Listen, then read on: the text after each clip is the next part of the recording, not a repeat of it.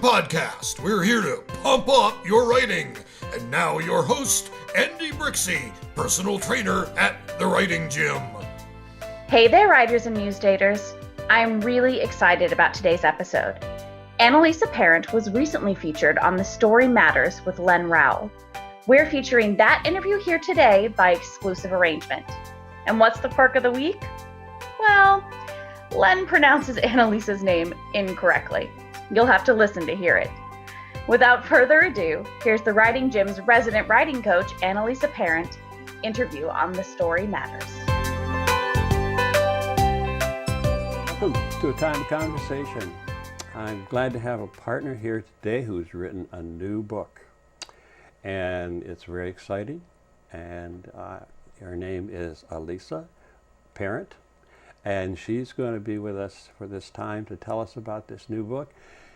Annalisa, you have a title, storytelling, catches your eye, but then the rest of the title has another word in there that we don't ordinarily see. So can you tell us about that and tell us about your book and your travels, because you've been on the road? Absolutely, Okay. yes. So thank you so much for having me. It's great to be back in Middlebury. I'm really happy to be here. So my book, Storytelling for Pantsers.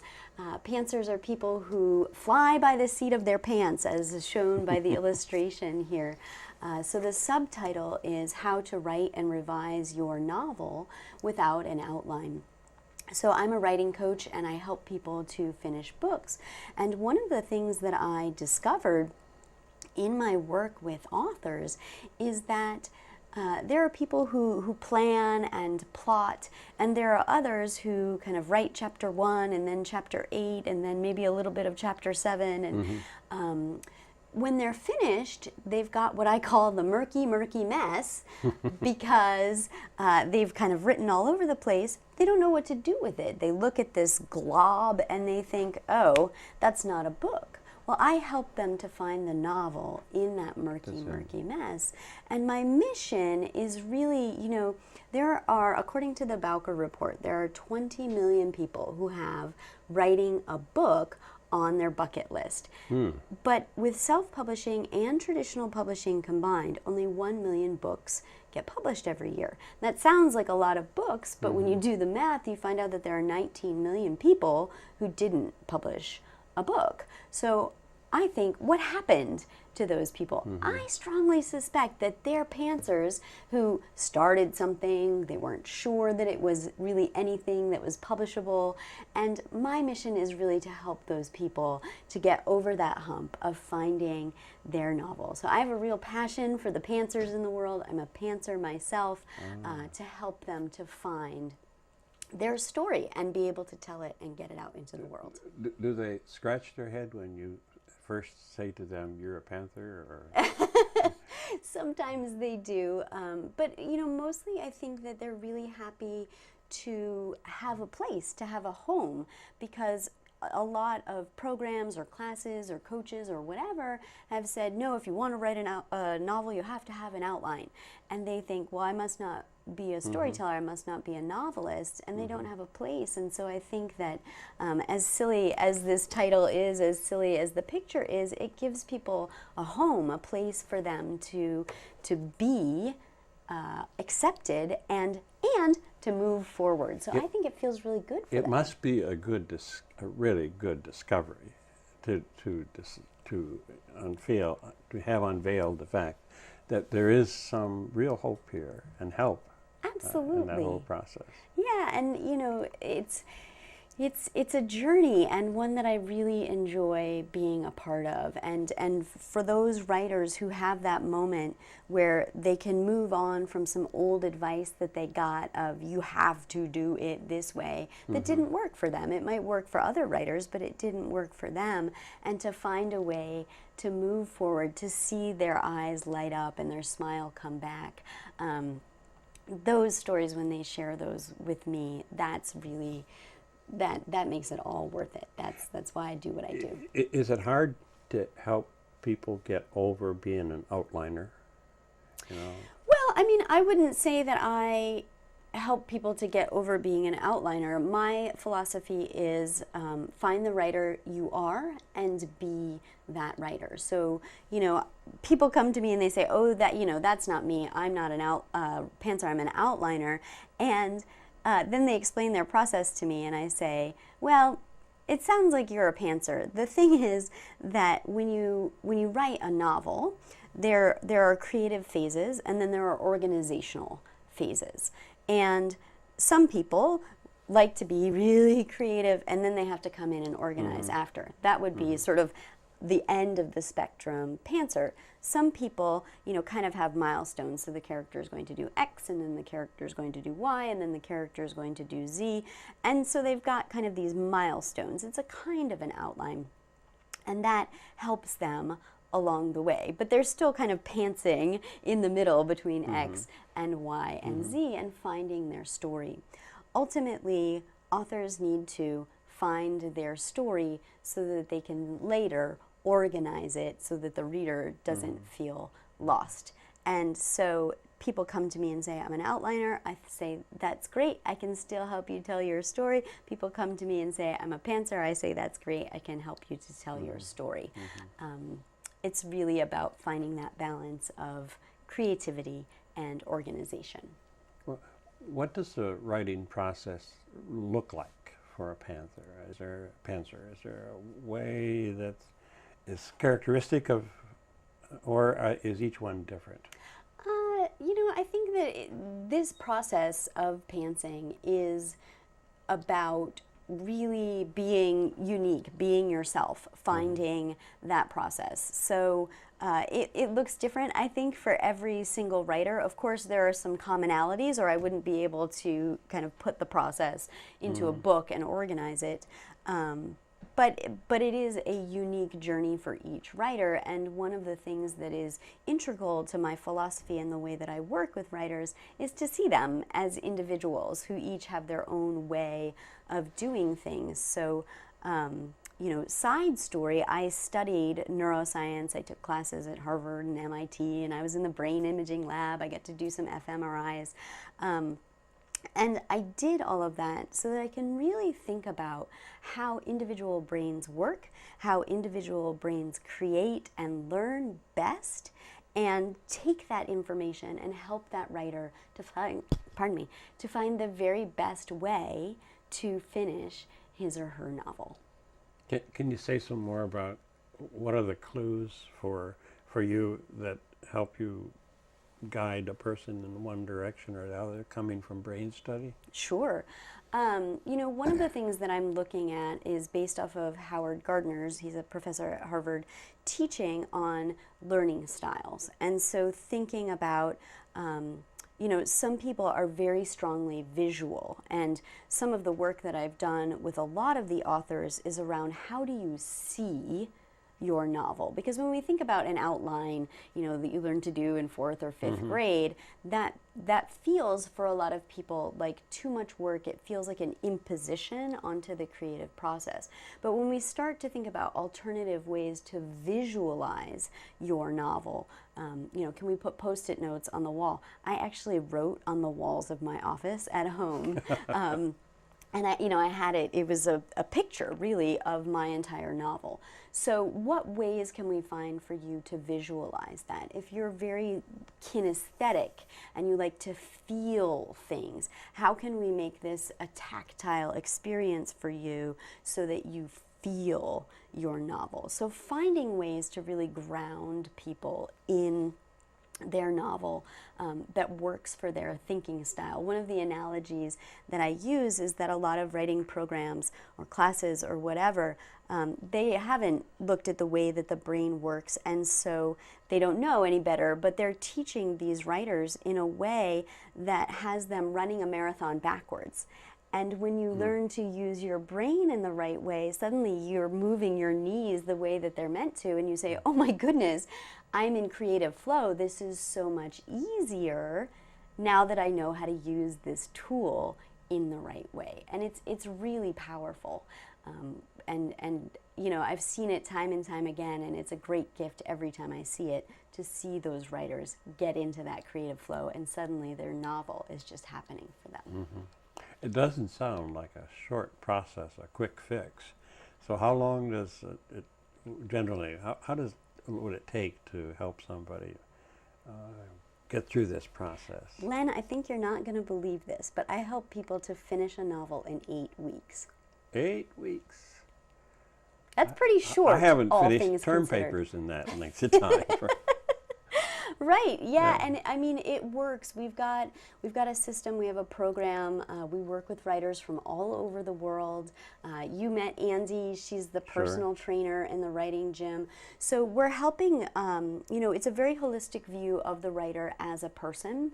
So we're helping the author to have the accountability to get it done in 8 weeks. So we're really firm on goals, and not just like, I'm going to write 10 words a minute or whatever, Right. but also to think about the emotional experience of writing a novel. Sometimes it's hard to get your story out. You know, our character falls into a situation that's very similar to ours, or reminds us of the time that we lost our mother in the grocery store, whatever. There are things that come up when we're writing. So we're looking at that author holistically to help them to move through that. But we're also giving them the craft skills that they need to complete the novel, and not just about good storytelling. Of course, telling a good story is important to finishing a novel and eventually traditionally publishing a novel.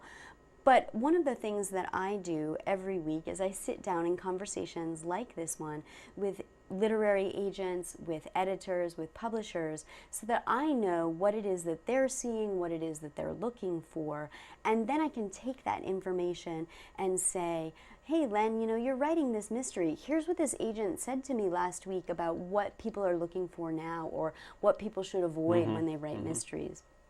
So, you know, craft knowledge, what's trending in the industry, what people are looking for, and also, you know, those experiences based on neuroscience, which we do every week in our program. It's called the Writing Gym, so that writers can be in that creative flow and really using their brain in the very best way. And so all of those ingredients put together into one pot help those writers to get that novel done in 8 weeks. Sounds exciting. It's, you can probably tell, I Yeah. love it. It's a lot of fun. A question I always seem to ask at some point was, where did all this come from for you? As a child, were you the storyteller, or was someone, or the story listener? If you don't mind. Yes, I'd love to share that with you. Thank you for asking. So it's funny, my mom came to a book signing that I had last weekend in Keene, New Hampshire, and she just looked at me and said, on the one hand, I don't know where this came from, because she does not care for writing. On the other hand, it makes total and utter sense, because I was that child who, you know, told a story about fairies and giants or giraffes or whatever. I always had a story to tell, and I wanted to write those down. So storytelling was always very important to So you me. were the storyteller. I was the storyteller, always making up stories, and God bless my brother, he played along with the Oh, did dragon he? games and Did he take the parts? Oh yeah, we Uh, role play the stories and Let's create do a plays. play. Yes, we had a lot of plays, and my parents Mickey came Rooney. and watched. Go way back. Yeah. Yeah. That's great. It's good. It's good you had a cooperative brother. He was wonderful about playing along. Yes. Yeah. Yeah. That's great. And then, you know, I came here to Middlebury. Mm-hmm. I went to Middlebury College and had the distinct honor of studying creative writing with Julia Alvarez as a yes. Middlebury student. And a shout out to her. She was amazing and wonderful, and I learned so much. Every her. presentation I've ever been to with her has just been remarkable. Yeah, she's fabulous. And his husband was my eye doctor. Yeah, different, quiet band. Yeah. Different, but great people. Absolutely. Great people. Yeah, and she, you know, she was not only an amazing writing professor, but also so warm and invited us, the students, our class, to her home, and still writes to me. She's just a wonderful mentor and friend. Yeah. Now, do you get people coming to you who haven't started a novel, who haven't thought about starting a novel, and all of a sudden one day they wake up from a dream and they say, I should write a novel? Do you get folks like that? Absolutely. Absolutely. And what do you do with them? Well, you have to start somewhere, right? Sure. So some people come to us and they've got a couple of chapters written. Some people come to us, they've got an entire first draft written. And some people, as you point out, come to us and they don't have a word down on a page, but they've got the idea up here. And so really for those people, there are generally two things that are going on. One is the courage, and that's really big, you know. And as I said, you know, we treat the writer holistically, so we need to talk about that. What's getting in the way? You know, why don't you want to get your story out? Because there's a push-pull there. I want to tell my story. I don't want to tell my story. So let's figure out what that is. Once we can get over that hurdle, well, then putting it on the page is actually the easier part. So we're just going to get that story out. We're going to tell that story. And that's what we do, is help people to tell their stories every day. Sometimes it's a memoir and it's a real story, and sometimes it's a novel and it's a fictional retelling of something that really happened. So there's this whole range. It could be the story of my life, a story of someone else's life impacting me. It could be something of imagination. It could be poetry. All of those things, and you work with all those folks, yes. So in different ways. I specifically work with storytellers, so that could be memoirists or novelists, and I also work with non-fiction writers who are specifically wanting to tell their business story. Okay. So how they started a business, why they want to help people, that kind of thing.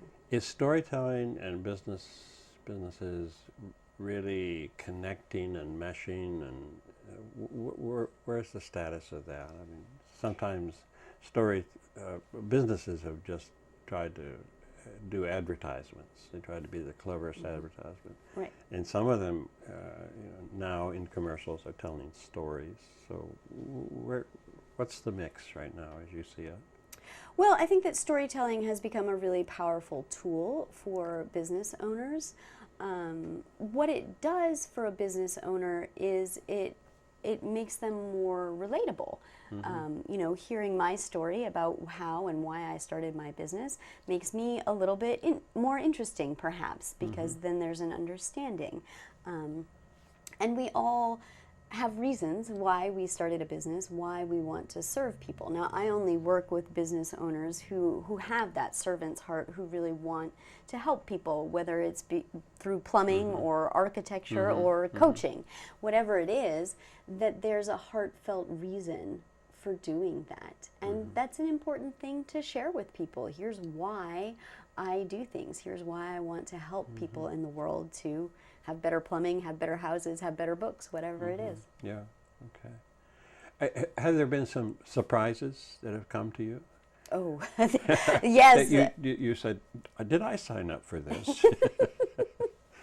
I mean, I think every day has its surprises. Every day is a little different, and that's one of the reasons why I love what I do. You know, all of the authors are different, unique individuals.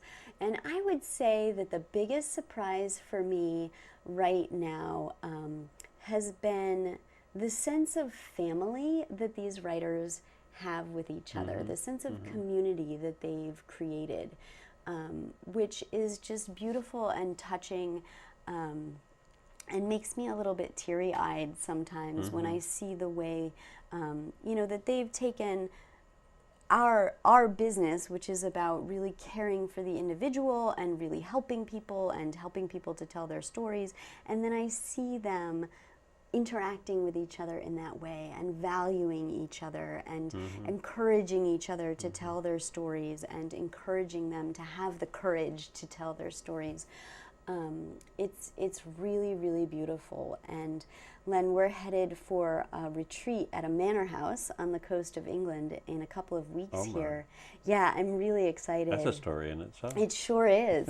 And just seeing the way that they're preparing for that and encouraging one another and getting to know one another as part of this journey, it's really exciting. And so we're doing this retreat on the coast of England in Devon, and then in October we've got one, I call it Riding in the Rockies. We'll be at a dude ranch with horse riding, and so they're already signing up for that retreat as well. And just watching them care for, nurture each other, and get their books done and published. It's just, it's the most amazing surprise gift that I could ever have.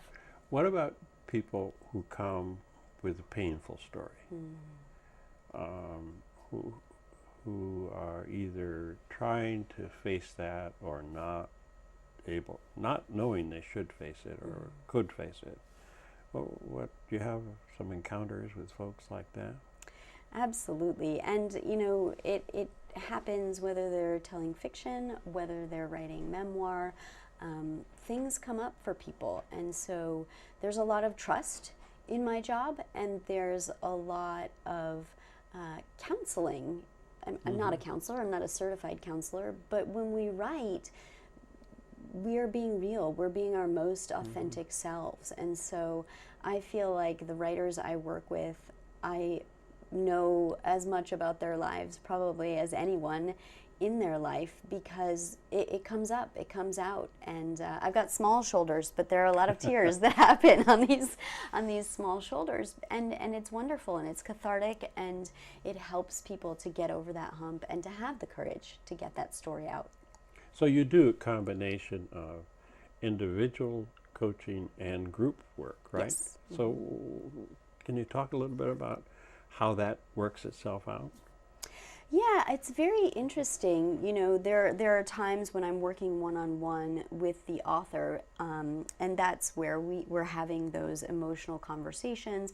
There are things that are appropriate for that one-on-one relationship that wouldn't be appropriate in front of the group because they're very vulnerable. And the group sessions are wonderful because that's where people come together for community, and they're starving for the kind of quality writing community that we've created, that we have, where they're nurtured and cared for, and we have fun, we laugh a lot. And the other benefit of the group is that people are all at different phases in their novel writing process, and so you hear somebody who's further along than you are ask a question, and it says to you, when I get to that point, I'd better be thinking about that. So they're also learning from each other and from each other's processes. And I would say that the biggest benefit that they talk about is the power of hearing other people's stories. Not just the novel itself that they're writing, but also the journey of writing that novel and getting it out. So there's a lot of power in that combination of one-on-one and group work.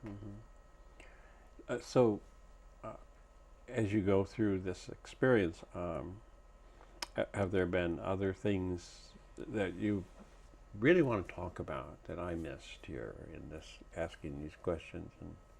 Well, I just want to say that I'm really grateful to be here. I really appreciate this interview. I'm really excited for the upcoming retreat in England. I'm really excited for the upcoming retreat in Colorado, and I would encourage anyone who would like to write with us to get in touch. Okay, we've got more time, so Yeah.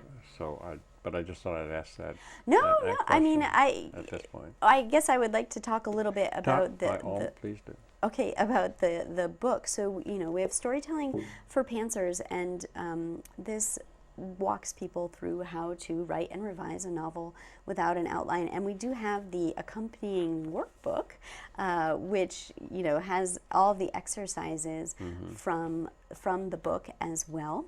And this has been great. I've been on book tour. I've been all over New England, Colorado, and I'm headed to do a European book tour in 3 weeks. So I'll be in some of the major cities of Europe.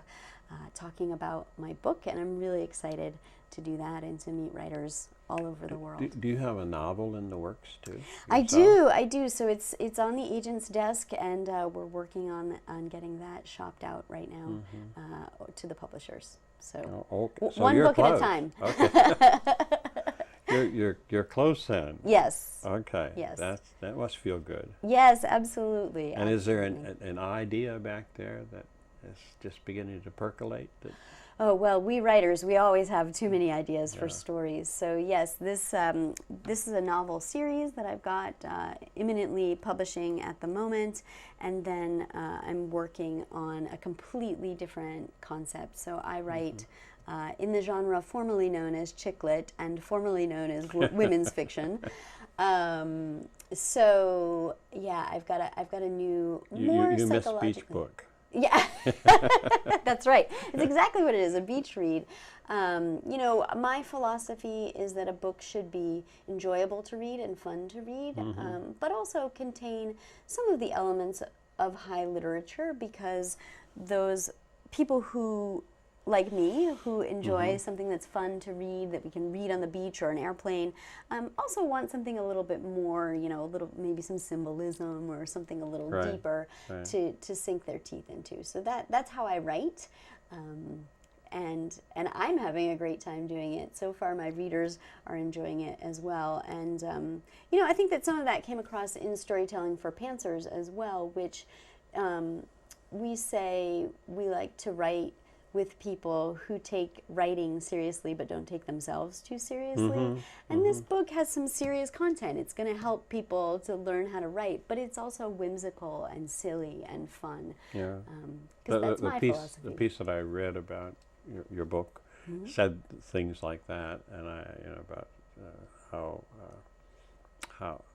insightful it was, but also how much fun it was. Oh, good. In that whole process, There was a time, many times probably in the history of writing, that novels have been considered to be out of date and all that. And I'm raising a big question here at the end of this time, so I apologize. No, but it appears that novels are not dead, right? Oh gosh, I hope not. The thing is, there's a book called Wired for Story, and our brains are wired for story. And the earliest cavemen sat around and told stories. I have that on my shelf and haven't read it yet. So we're never going to stop telling stories. Oh. We tell stories in many, many ways. One of the ways we tell them is in novels, and so that experience that was, the cavemen in their cave telling stories to one another, in modern day we can read them in books. We will always tell stories. So will we always have paper novels? That I don't know, but we will always tell stories. Okay, that's a good note on which we say thank you for spending the time, and I'm looking forward to reading your book and to looking forward to the things that you're going to be doing in the future. Thank you so much. And it's been very helpful to have this time together. Thank you. Thank you. I hope you enjoyed this conversation. Have some of your own. If you like what you've heard and are interested to see if you're the right fit for the Writing Gym, here's what to do next. Head to www.datewiththemuse.com/publish now and book an appointment to speak with our team. Here's how it works. We'll get on the phone for about 45 minutes and we'll get crystal clear on 3 things. The best way for you to publish, the best way to achieve your publishing dream, and the exact strategy you should be using to reach your publishing goals. Remember, publishing a book well doesn't happen on its own. You need expert guidance to make it happen. We've helped writers all over the world to finish, publish, and sell their novels well, all while sharing their unique story and making the world a better place along the way.